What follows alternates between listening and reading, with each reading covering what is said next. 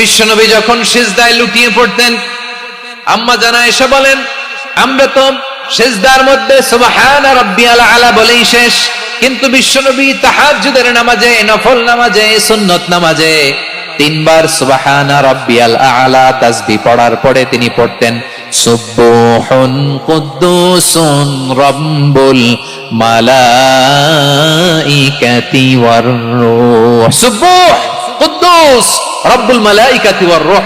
সিজদায় লুটিয়ে পড়ে বিশ্বনবী এই দোয়াটা পড়তেন নফল নামাজে, সুন্নাত নামাজে কিংবা তাহাজ্জুদের নামাজে।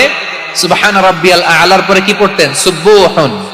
আওয়াজ করে বলেন সুবহুন কুদ্দুসুন রব্বুল মালাইকাতি ওয়ার রূহ।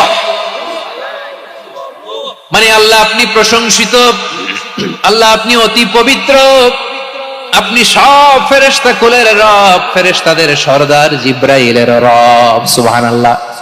আজকে থেকে পড়বেন সিজদায়, হ্যাঁ।